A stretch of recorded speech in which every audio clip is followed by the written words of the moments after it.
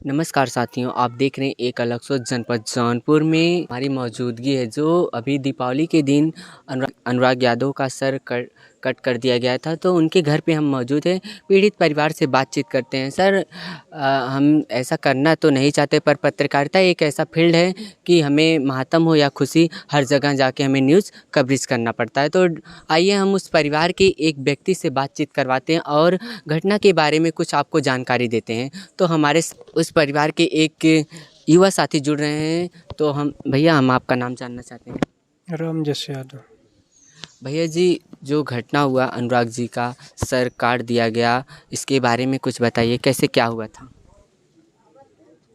देखिए, ये घटना प्री प्लानिंग थी, यानी सुनियोजित तरीके से इस घटना को अंजाम दिया गया था। ऐसी कोई बात नहीं थी, न कोई वाद विवाद था, न कोई डिस्प्यूट था। हम और मेरा चचेरा भाई सुबह उसी रास्ते से आप जाते हुए देखेंगे तो वो कच्चा रास्ता, उसी रास्ते से खेत पर जा रहे थे। कि रास्ते में जैसे ही पहुंचते हैं तो वहाँ देखेंगे कि अभी आप तो ईंट, दो चार ईंट बिखरे पड़े हुए हैं। उसी ईंट को वो साइड कर रहा था। तो आरोपी ने ये कहा कि यहाँ से ईंट उठ मत हटाओ, वहीं है वैसे ही रहने दो। ठीक है, इतना वो मना किया तो हम भी मना कर दिए उसको कि भाई ठीक है, ईंट मत हटाओ, जाने दो भाई। इतना कह के वो आरोपी जाता है घर में अपने, और अपने परिवार के अन्य सदस्यों को भी बुला कर लाता है।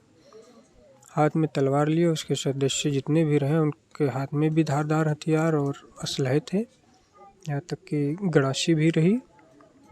उसको लेकर ललकारते हुए आ जाते हैं। मैं भाई को बोलता हूँ कि तू घर भाग जा। मैं थोड़ी सी दूरी पर था क्योंकि मैं आगे बढ़ चुका था, इसलिए घर वापस आना संभव नहीं था।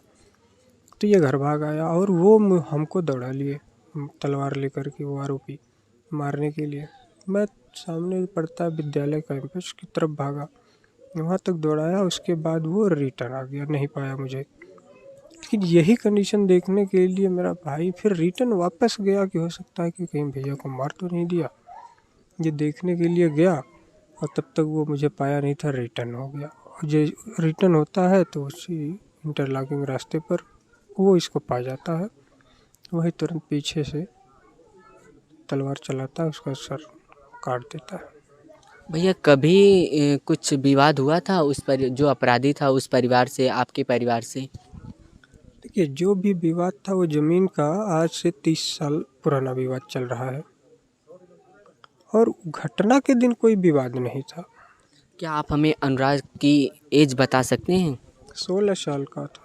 तो सर, अनुराग तो अभी 16 साल का था जब ये जो विवाद चल रहा था, 30 साल से चल रहा था। उसे पता भी नहीं होगा कि ये विवाद कब से चल रहा था, फिर भी उसको ही निशाने पे क्यों लिया गया? इसके बारे में आपका क्या कहना है? देखिए, उसको निशाने पर लेने का जो उनका फंडा रहा हो या जो भी नीति रही हो, तो कहीं न कहीं उसकी प्रगति जो बिल्कुल होनहार था। ताइक्वांडो का अच्छा खिलाड़ी था, एक ग्रामीण क्लास का स्टूडेंट था। डिस्ट्रिक्ट लेवल पर गोल्ड मेडल, सिल्वर मेडल भी जीत चुका था। स्टेट लेवल पर उसका सिलेक्शन हुआ था। यही प्रगति उन अपराधियों को खटक रही थी, इसी से इस घटना को अंजाम दिए। जहाँ तक ज़मीन का संबंध है, उस ज़मीन से उसका कोई वास्ता सरोकार नहीं था। तो उस समय जब घटना हुआ भैया, प्रशासन आई तो कुछ आश्वासन वगैरह क्या कुछ आप लोगों को दी? देखिए, जहाँ तक प्रशासन की बात है, प्रशासन पहले से भी नाकाम है, आज भी नाकाम है। क्योंकि मैं 2022, 23, 24 मेरे पास प्रार्थना पत्र है। डीएम साहब, एसपी साहब, यहाँ तक कि मैंने आईजीआरएस पर भी कई प्रार्थना पत्र 2023 में, 24 में भी देता रहा। इस विवाद के बारे में अवगत कराता रहा, और यहाँ तक कि जो ज़मीन कैसी है उसको भी मैंने अवगत कराया कि इस ज़मीन पे जो विवाद बना हुआ है, ये बंजर वर्ग की भूमि है, इसको खाली करा करके विवाद ही खत्म कर दिया जाए। लेकिन शासन प्रशासन ने कभी इसकी सुध ही नहीं ली। उसी का नतीजा है कि आज इतनी बड़ी घटना हुई मेरे साथ। जब आप प्रार्थना पत्र दे रहे थे हर सन में, तो उसका प्रशासन ने कुछ उस पर जोर नहीं दिया, ना उस पर कुछ कार्य किया। आपके प्रार्थना पत्र को सिर्फ इग्नोर ही किया गया। आज उसी का नतीजा है, ये घटना हुआ। और इस समय आई प्रशासन, कुछ नहीं कहा, सिर्फ आश्वासन दिया। भाई देखिए, प्रशासन का काम ही आश्वासन देना। भाई आश्वासन के अलावा वो कर ही क्या सकते हैं, क्योंकि मैं जब लिखित में प्रार्थना पत्र दे रहा हूँ उस पर कोई कार्रवाई नहीं हुई, तो ये तो मौखिक आश्वासन दे के जा रहे हैं, तो इस पर क्या कर सकते हैं वो। इसलिए कोई उम्मीद नहीं है हमें प्रशासन से, ना पहले रही ना अब है। क्या आप लोग, बताया जाता है अनुराग घर का इकलौता था, 5 बहनों में अकेला भाई था, तो इस घर का दीप ही चला गया, तो इस लोग नहीं चाहेंगे कि हमें न्याय मिले, पीड़ित परिवार को न्याय मिले?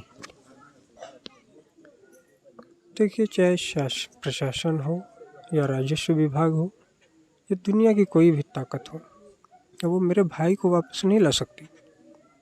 तो इंसाफ की बात कहाँ से आप कर रहे हैं कि इंसाफ दिला दें? किस बात का इंसाफ? अपराधी अभी पकड़ा नहीं गया? अब ये प्रशासन बताए। प्रशासन से आप पूछिए ना, डीएम से पूछिए, कप्तान से पूछिए, डीजीपी से पूछिए, माननीय मुख्यमंत्री से पूछिए, ये लोग बताएं कि अपराधी पकड़ा गया कि नहीं पकड़ा गया। धन्यवाद भैया।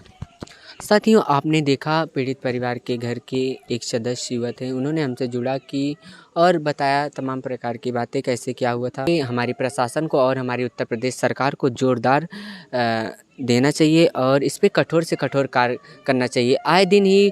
आए दिन ही ये जो है अपराध बढ़ते ही जा रहे हैं और अपराधी हमारी कहती है कि हम अपने प्रदेश से ही गुंडा राज ख़त्म कर दिए हैं और अपराधों को ही ख़त्म कर दिए, लेकिन आए दिन हमें जो यादव समाज है उस समाज में हर किसी का इनकाउंटर या मर्डर होते दिखता है।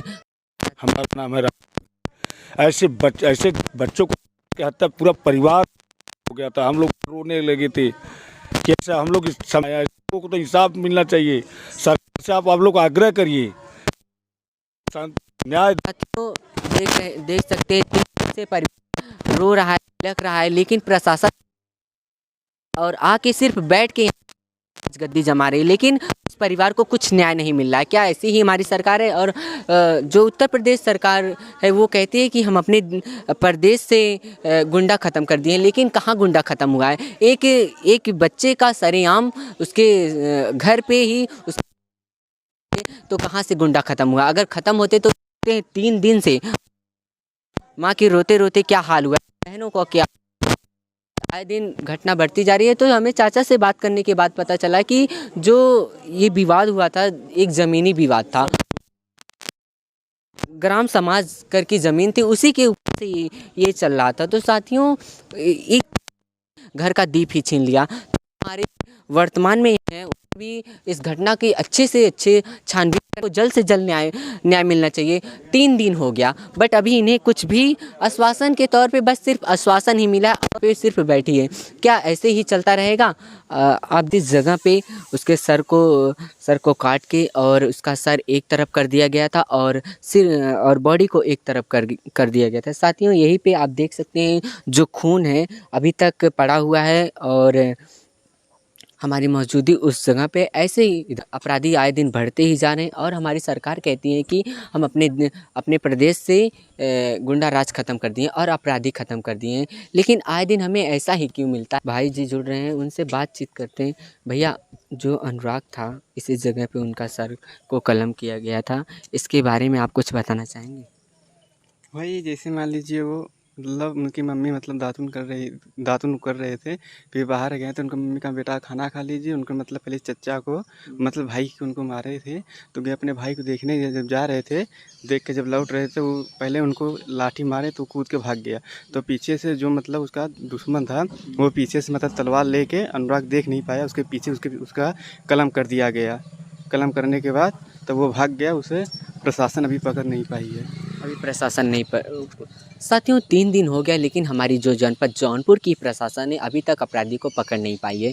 क्या ऐसे ही अपराध बढ़ते रहेंगे? और यही अपराधी का घर, उधर दिखाओ, यही अपराधी का घर है और इसी ज़मीन के वजह से उस अनुराग का मर्डर हुआ है और इस थोड़ी सी ज़मीन ने ले ली उसकी जान। वो एक खिलाड़ी भी था और यहीं जनपद जौनपुर के राज कॉलेज का इंटर का छात्र था और एक खिलाड़ी भी था। साथियों, ऐसे ही आए दिन अपराध बढ़ते जा रहे हैं। मिलते हैं किसी और वीडियो के साथ। Reporting by Amit Rajawat.